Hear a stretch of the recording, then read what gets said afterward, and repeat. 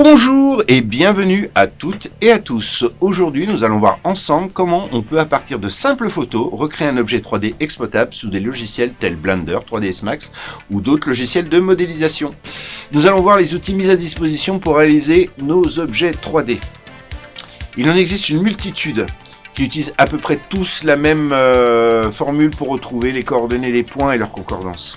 Alors, en open source, donc en logiciel gratuit, il y a Visual SFM, Coolmap, Meshroom et d'autres encore.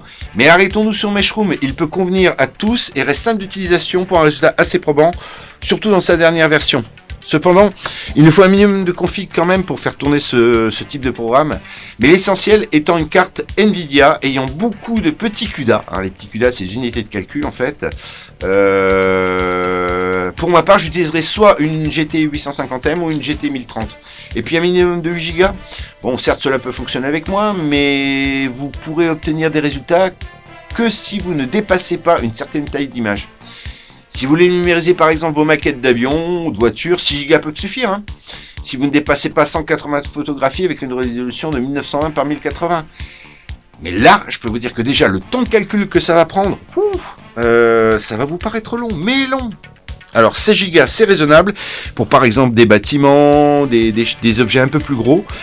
Plus, alors là, c'est le top, mais au prix de la RAM, on fera avec nos moyens. Allez, vous me suivez ? C'est parti, je vous explique tout.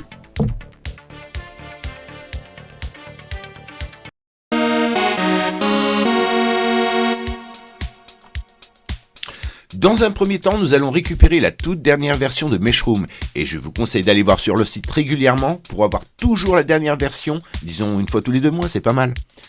Dans votre navigateur internet, recherchez Meshroom et dans les résultats de votre recherche, cliquez sur le lien qui vous emmène sur alicevision.github.io.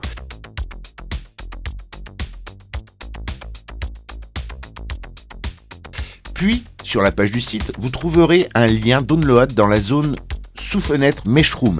Cliquez sur Download. Une fenêtre Meshroom s'ouvre et enfin, sélectionnez votre version, en l'occurrence pour ma part Windows Meshroom 2019 64 bits. Le téléchargement s'effectue normalement tout seul. On attend qu'il arrive.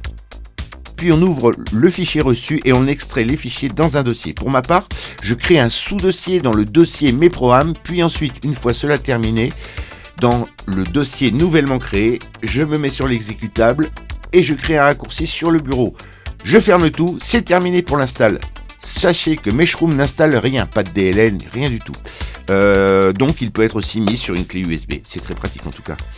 Si vous ne l'avez pas téléchargé, je vous conseille vivement de prendre VLC.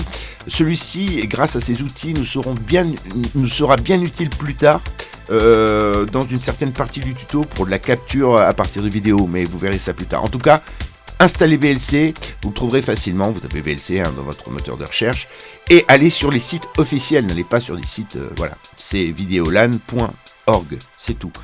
Ok, bien entendu, vous retrouverez les liens de téléchargement ou de référence dans le descriptif de cette vidéo. Allez, on passe à la suite.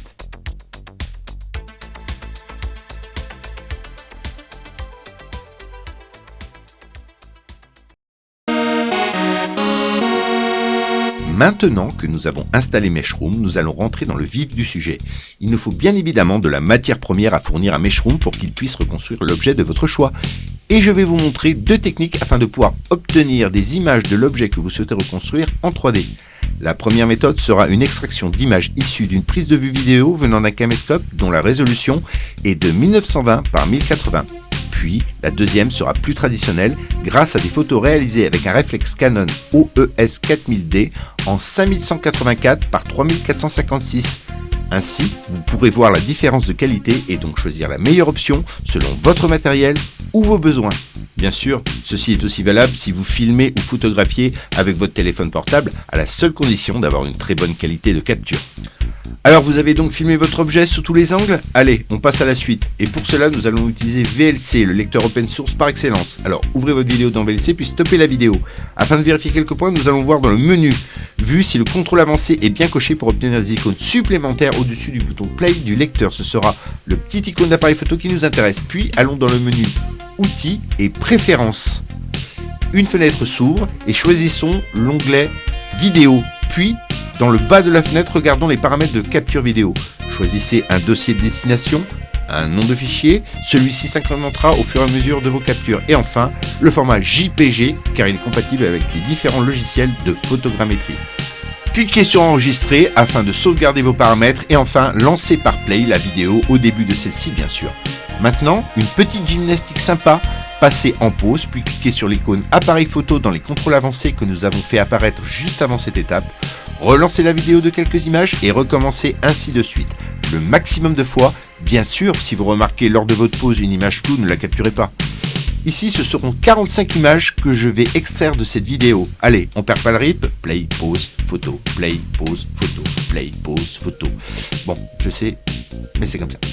Dans vos images, si un rayon de lumière apparaît ou un reflet du soleil traverse l'image, ne la prenez pas car sinon ceci risque de mettre à mal votre reconstitution. D'autre part, arrangez-vous si possible pour, lors de votre prise vidéo, passer les réglages de focus ou de balance des blancs de votre appareil en manuel pour ne pas qu'il y ait trop de différences d'éclairage et de couleurs entre les photos.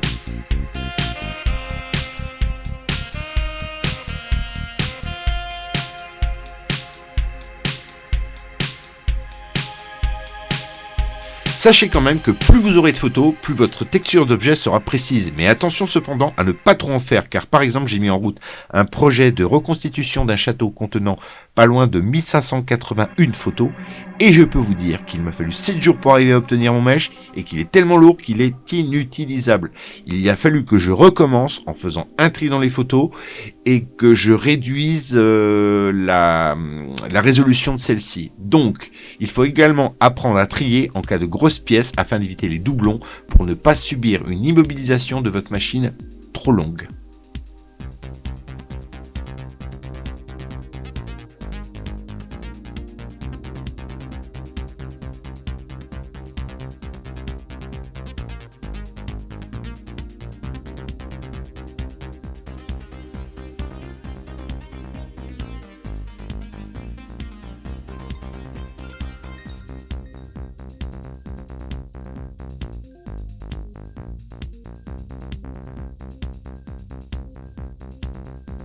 Voilà, on commence à voir le bout. J'ai pas trop perdu de monde en route? Non? Bon, ben vous êtes parfait. Allez, on continue. Maintenant, nous allons aller dans le dossier où vous avez effectué les captures de vos images. Sélectionnez les images, puis créez un dossier sur votre bureau que vous allez nommer du nom de votre choix. Si c'est un chou que vous numérisez, eh bien, mon chou. En l'occurrence ici, c'est une souche. Donc, je la nomme ma souche. J'aime bien être original des fois. Bon. Vous me direz pourquoi on ne laisse pas les images dans le dossier original? Eh bien, c'est une question d'organisation. Comme cela, si vous voulez capturer un autre objet, le dossier de capture sera propre et les images ne se mélangeront pas entre elles.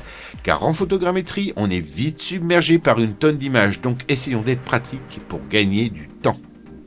Après avoir créé votre dossier, faites glisser les photos que vous avez sélectionnées vers le dossier nouvellement créé.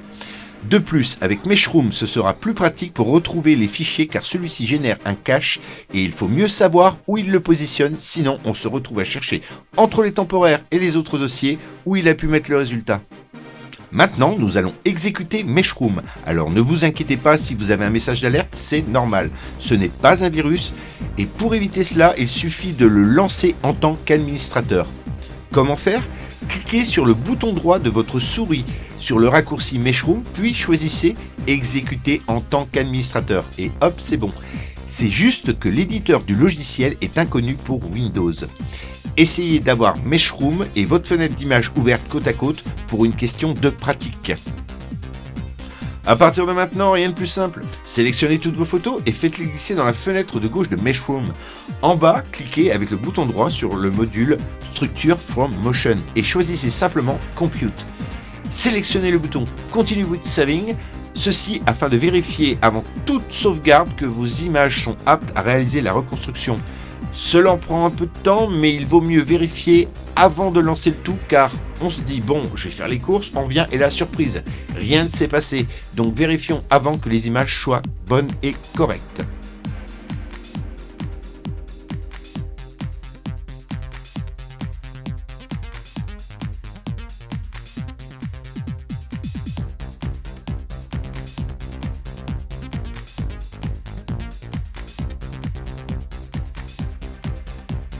Bon, pour le tutoriel, j'accélère un peu le mouvement. Et voilà le verdict. Les 45 images ont pu générer 45 caméras. C'est nickel. On vérifie le nuage de points et oh, c'est beau. Bon, certes, ça fait pas le tour, car je n'avais pas prévu que ce fichier vidéo me serve à vous faire le tuto, car il devait être fait qu'avec des photos simples à la base. Alors on va continuer en réalisant le mesh total et on va voir ce que ça donne.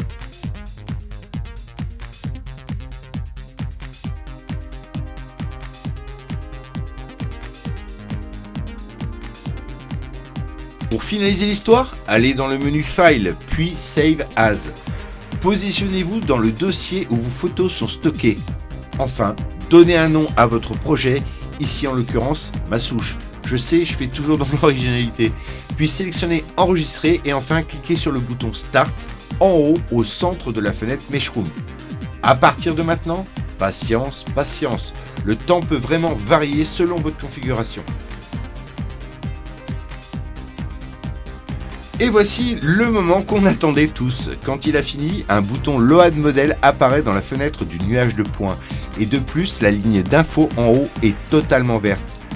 Allez dans la fenêtre où est situé votre nuage de points, cliquez sur le bouton Load Model et dans la même fenêtre, à droite, en dessous de Scène, cliquez sur l'œil en face de la ligne Structure from Motion afin de cacher les points. Bravo, vous venez de créer votre premier mesh avec Meshroom. Alors, pour une prise venant d'une vidéo, je trouve que cela rend vraiment bien. Même si le mesh n'est pas complet, vu que je n'ai pas tourné assez autour de l'objet avec la caméra, cela est plutôt propre et exploitable.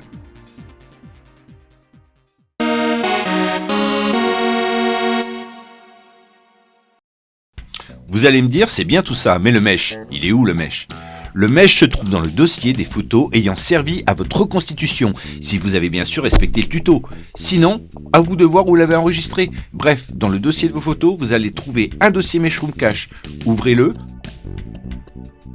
Puis ensuite, allez dans le dossier Texturing. Là, vous allez voir un dossier dont le nom ressemble à un numéro de compte en Suisse. Ouvrez ce dossier et hop, votre mesh et ses fichiers de texture sont là.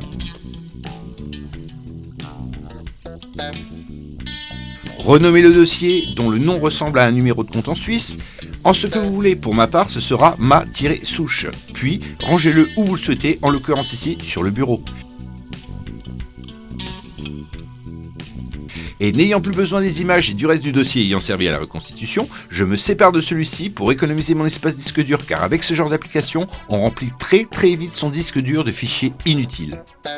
Maintenant, nous allons passer à Meshroom en utilisant des photographies. Alors vous vous dites, c'est la même chose ? Eh bien, presque. Enfin, ça dépend. Enfin, presque. Vous allez comprendre. Pour info, ne vous inquiétez pas, à la fin de ce tuto, je vous montrerai comment on peut rapidement et facilement nettoyer nos mèches afin d'obtenir juste ce que l'on a besoin. Et bien sûr, je vous dirai ce que l'on peut faire avec. Mais comme dit juste avant, maintenant, voyons la reconstitution 3D à partir de photographies dans Meshroom.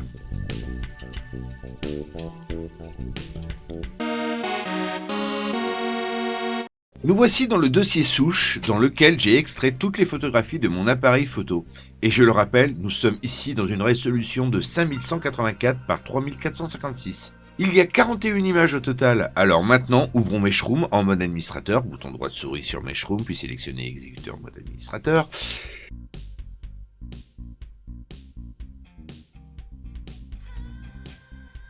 Sélectionnez vos photos et faites-les glisser vers Meshroom dans la fenêtre à gauche nommée Images. Pour information, vous pouvez voir toutes les caractéristiques de vos photos grâce au bouton Information. C'est un petit cercle avec un i à l'intérieur. En bas à droite de la fenêtre Image Viewer. On peut notamment voir le modèle de l'appareil et plein d'autres choses.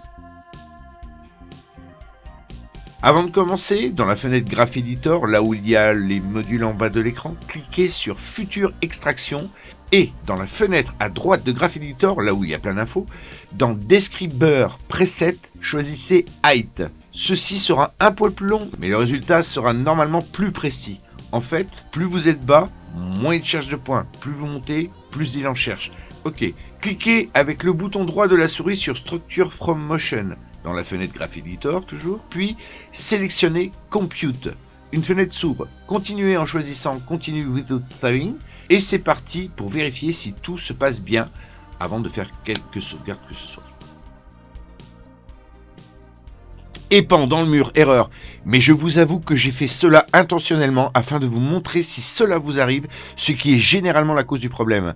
Ceci peut provenir du fait que votre appareil photo n'est pas référencé dans la base de données Meshroom. Alors, ouvrez votre navigateur internet et recherchez les spécificités techniques de votre appareil photo. Ce qui nous intéresse le plus, c'est la taille du capteur. Ici, je recherche mon Canon 4000D. Voilà.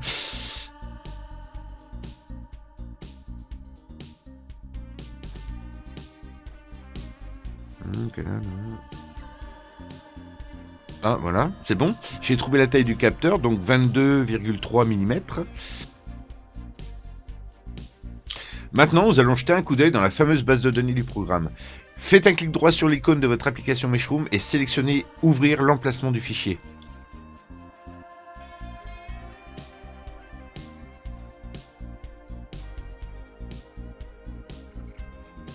Ouvrez le dossier Alice Vision. Ouvrez le dossier Share. Et enfin, ouvrez le dossier Alice Vision. Dans ce dossier, vous allez trouver un fichier nommé camerasensor.db. Bouton droit de souris sur celui-ci, puis sélectionnez Ouvrir avec. Cliquez sur Afficher plus d'applications. Vérifiez que la case Toujours utiliser cette application pour les fichiers DB n'est pas cochée. Et enfin, sélectionnez le bloc-notes et cliquez sur OK. Vous voilà dans la liste des appareils photo. Vérifiez que le vôtre est bien dans la liste. Si celui-ci est présent, vérifiez que la taille du capteur est correcte, le chiffre après la référence de l'appareil. Ici, vous voyez ? Bon, si votre appareil n'apparaît nulle part, repérez un autre modèle de la marque de votre appareil s'approchant le plus du vôtre. Par exemple, si mon Canon n'avait pas été référencé, j'aurais fait une copie de la ligne du 2000D en la plaçant entre le 2000D et le 200D et j'aurais modifié le 2000D de cette ligne en 4000D en modifiant si nécessaire la taille du capteur, mais là en l'occurrence, cela n'a pas été nécessaire. Mais dans le cas de modification du fichier, il vous suffit de faire enregistrer dans le menu File. Normalement, c'est fini, vous retournez à Meshroom. Mais s'il vous empêche d'enregistrer le fichier en vous disant que vous n'avez pas les droits nécessaires, alors nous allons juste ruser un peu. Retournez dans File. Enregistrer sous, puis sélectionner un emplacement facile pour récupérer le fichier. Là, par exemple, je vais l'enregistrer sur le bureau.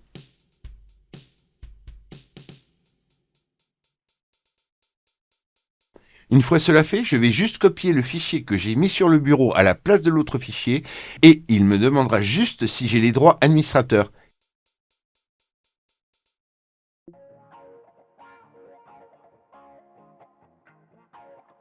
Voilà, c'est fait. Maintenant, je retourne à Meshroom.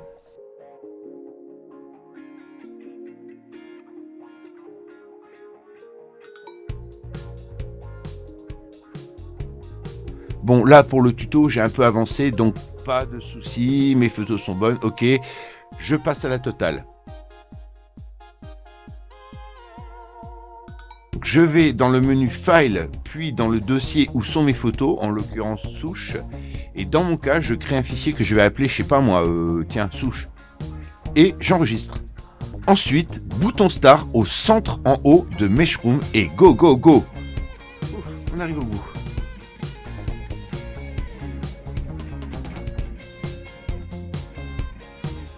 Voyons enfin, après tous ces efforts, le résultat de notre travail. Donc, la ligne d'état est totalement verte. Le bouton Load Model dans la fenêtre 3D Viewer apparaît. Toujours dans cette même fenêtre, là où il y a votre nuage de points, sous scène, cliquez sur le non-œil en face de Structure Motion afin de faire disparaître le nuage de points et cliquez sur le bouton Load Model. Voilà, ça c'est un anglais top. À partir de maintenant, c'est comme le mesh réalisé sous vidéo capture. Vous allez dans le dossier Meshroom Cache, dans le dossier de vos photos, vous savez, dans le dossier qui porte le nom d'un numéro de compte en Suisse dans Texturine, pour renommer ce dossier et mettez-le où vous voulez. Bon, je vous ai expliqué ça dans le tuto juste avant, donc je vais pas recommencer. Voilà. En tout cas, le résultat avec l'appareil photo est nettement plus précis. Maintenant, comme promis, je vais vous montrer comment nettoyer facilement votre objet sous Blender. C'est parti.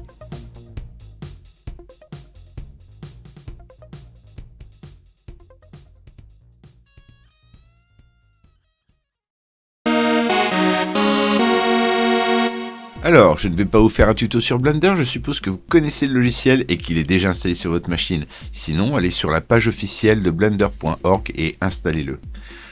En partant du postulat que vous avez un minimum de connaissances sur Blender, allons-y. Ouvrez Blender et vous allez voir que nettoyer un mesh n'est pas si compliqué que cela y paraît. Allez dans File, puis dans Import, puis enfin choisissez Wavefront OBJ. Sélectionnez le mesh que vous souhaitez améliorer. Pour ma part, ce sera donc ma souche. Puis cliquez sur le bouton Import OBJ. Pour info, vous pourrez suivre les touches que j'utilise dans Blender vers le bas gauche de votre écran. Dans un premier temps, nous allons recentrer notre mesh afin d'avoir plus de facilité pour réaliser notre nettoyage. La touche R, puis X, Y ou Z pour pivoter sur les axes, donc RX, RY, RZ. Les touches G, X, Y, Z pour bouger dans l'espace si vous avez du mal avec la souris, donc G, X, G, Y et G, Z. Sur le pavé numérique, jouez entre les différentes vues. Passer en mode vue ortho rendra plus facile votre travail plutôt qu'avec la vue de perspective. La touche 5 du pavé numérique vous permet de passer d'un état à l'autre, c'est-à-dire de l'état ortho à l'état perspective. Pour savoir dans quelle vue vous êtes, regardez dans l'angle gauche de l'écran 3D, vous verrez l'indication User Ortho, User Perspective. Alors, toujours dans les vues, utilisez les touches 1, 3, 7, respectivement face droite et vue de dessus, ou encore, si vous appuyez sur la touche CTRL en même temps que 1, 3, 7, vous aurez les autres vues, c'est-à-dire derrière, gauche et dessous. Une fois que vous jugez que vous êtes bien au centre et que cela vous convient, faites un Shift touche C pour permettre au curseur 3D de se recentrer. Shift, CTRL, Alt et touche C vous permet de donner le point de centrage de votre mesh. Pour ma part, je choisis Origine, tout 3D curseur pour m'aligner sur le centre de mon écran. Vu que j'ai mis mon curseur au centre, je m'aligne sur ce curseur au centre. Voilà. Je passe en vue du dessus, pavé numérique touche 7, pour bien repérer à vue les zones que je veux supprimer. Pour l'instant, je suis en mode matériel, donc j'arrive à le visualiser, mais quand je vais passer en mode filaire, ça va être plus difficile. Donc, je passe maintenant en mode Edit, donc en Edit Mode, en appuyant sur la touche Tab de mon clavier, puis touche Z pour passer en mode filaire, afin de pouvoir sélectionner tous les points que je veux supprimer par transparence, car dans un autre mode, je ne sélectionnerai que les points de surface. J'appuie sur la touche A pour tout désélectionner. Alors, A, c'est sélection, tout sélectionner ou tout désélectionner. Maintenant, je vais faire la sélection des points à supprimer. Pour cela, je privilégie la sélection en cercle en appuyant sur la touche C. Je règle la taille de mon cercle de sélection à l'aide de la molette de ma souris. Et par appui sur le bouton gauche de ma souris, je sélectionne les parties à supprimer. Sachez que vous pouvez faire varier la taille de votre cercle en cours de sélection avec votre molette. Si vous voulez retirer quelque chose que vous avez pris en trop, des points qui n'étaient pas prévus, alors c'est pas compliqué.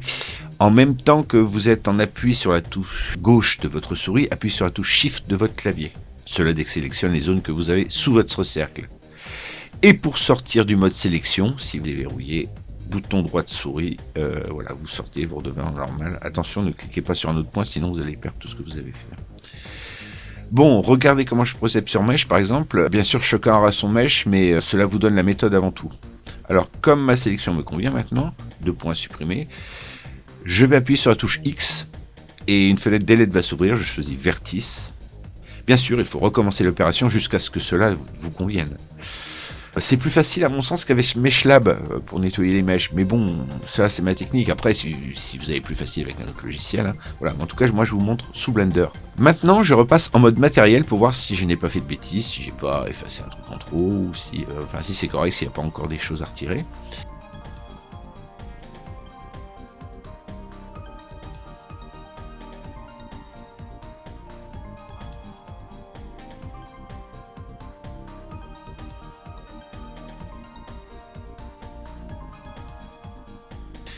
Donc je sors du mode Edit par la touche Tab de mon clavier.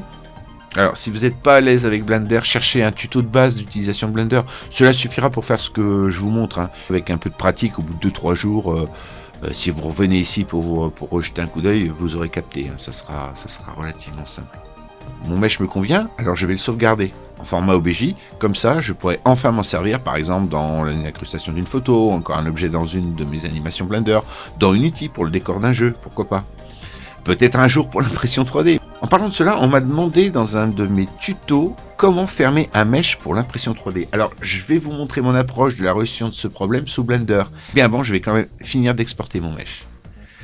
Je vais dans File, puis dans Export et enfin Wavefront OBJ. Et là, je me positionne dans le dossier de mon mesh d'origine. Je donne un nom à mon mesh, par exemple ma souche toute propre. Et avant de cliquer sur le bouton Export OBJ, je coche Sélection Only et Matériel Group, puis je clique sur Export OBJ. Revenons à l'impression 3D. Je ne maîtrise pas le sujet car je ne possède pas ce genre de matériel et je n'en ai jamais vu en réel. Voilà comment moi je fermerai mon mesh avec Blender. Voilà. Alors revenons sur Blender et sur le mesh qui est toujours là. Donc sur mon mesh, je sélectionne un point en mode Edit, donc en Edit Mode, en appuyant sur la touche Tab, situé sur la partie que je veux fermer. Ensuite, je vais dans le menu Select. En bas, à droite de l'écran, il y a un menu avec Select d'indiqué. Cliquez dessus. Là-dedans, sélectionnez Select All by Tree. Puis, non manifold. Ça a pour effet de sélectionner tous les points sur le bord de mon mesh suivant le point que j'ai choisi. Je redresse tous les points. Il y a plusieurs codes possibles. SX0, SY0 ou SZ0 selon l'axe qui correspond aux besoins de l'axe dans lequel vous voulez que ça soit redressé. Donc moi, comme c'est sur la hauteur, ça sera SZ0. Alors maintenant, je vais régler la hauteur de mes points à ma convenance en utilisant la touche GZ pour vraiment dégager et avoir vraiment un plat sous mon mesh. Ensuite, je sors du mode Edit, je repasse en objet mode en utilisant la touche Tab de mon clavier. Et là, je vais ajouter une plane. Pour cela, touche Shift A. Je choisis Plane et je la place en dessous de mon mesh. Puis, à droite de mon écran, il y a une petite clé à molette, regardez bien.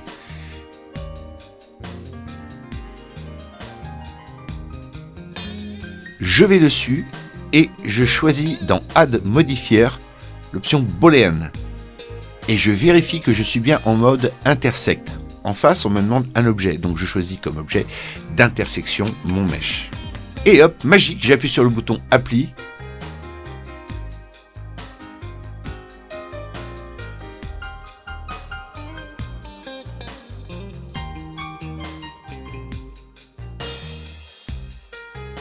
Et enfin, j'ajuste ma plane. Une fois cela fait, je vais fusionner les deux morceaux, ma plane et mon mesh. Je sélectionne d'abord mon mesh, puis je laisse la touche Shift appuyée et je choisis ma plane. Et enfin, je fais touche CTRL J afin de fusionner les deux. Les joindre du moins, pas les fusionner. Voilà, c'est tout. Je retourne dans Export Wavefront OBJ et toujours dans le dossier d'origine de mon mesh, je nomme par exemple mon fichier ma souche propre pour impression. Tout en vérifiant que Sélection Only et Matériel Group soient bien cochés et je clique sur Export Mesh. Voilà, nous allons simplement vérifier sous 3D Builder le logiciel fourni dans Windows 10 s'il s'ouvre sans souci. Allez, on ferme Blender. Et si vous voulez revenir plus tard sous votre mesh, rien n'empêche de faire une sauvegarde de travail sous Blender avant de le fermer, bien sûr. Allez, on va sur notre mesh retravaillé, bouton droit de souris, ouvrir avec, et là on recherche 3D Builder. Alors si vous ne l'avez pas sur votre machine, allez sur le Windows Store, c'est gratos et facile. Il s'installe tout seul. Bon, on attend un peu. Oh, ça marche. Nous sommes au bout de ce tuto, j'aurais aimé vous donner encore plein de trucs, mais entre l'écriture du texte, l'enregistrement des séquences vidéo, plus la voix et le montage pour le moment, je peux pas faire plus. On verra la suite la prochaine fois. Alors merci à tous ceux qui ont suivi ce tuto, en espérant avoir éclairci quelques points d'ombre sur le sujet, et si vous avez des questions, n'hésitez pas dans les commentaires à me les poser. Si vous souhaitez les fichiers d'origine qui ont servi à faire ce tuto, je vous les passe avec plaisir. Un petit mail et hop. N'oubliez pas de vous abonner et de liker pour soutenir ma démarche. Comme on dit, pouce bleu. Sachez de plus que je ne monétise rien de ce que vous voyez. C'est vraiment une démarche pour vous, car avec Cofacto, le savoir, ça se partage. À plus!